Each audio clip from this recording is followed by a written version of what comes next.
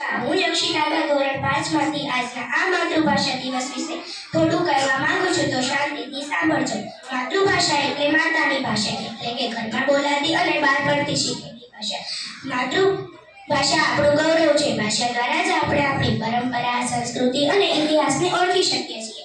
ગુજરાતી મારી માતૃભાષા છે. મને મારી ભાષા બહુ મીઠી લાગે છે, કારણ કે ગુજરાતીમાં ખારાને પણ મીઠું કહેવામાં આવે છે અને ગુજરાતીમાં જતા માણસને પણ આવજો એમ કહેવામાં આવે છે.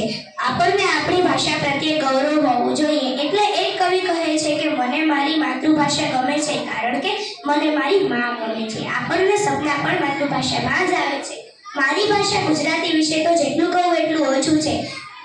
વાત મારી જેને સમજાતી નથી એ ગમે તે હોય, ગુજરાતી નથી. ખલીલ સાહેબના આ શબ્દ ગુજરાતી ભાષાને મુઠ્ઠી ઉંચેરી બનાવે છે. કાલે જ ક્યાંકથી સંભળાઈ આવ્યું કે દેશમાં 6ઠી સૌથી વધુ બોલાતી ભાષા ગુજરાતી છે. અંતમાં તો હું એવું જ કહીશ કે એ જ વાતથી ગજગજ ફૂલે મારી છાતી, એ જ વાતથી ગજગજ ફૂલે મારી છાતી. હું ને મારી ભાષા બંને ગુજરાતી, હું ને મારી ભાષા બંને ગુજરાતી.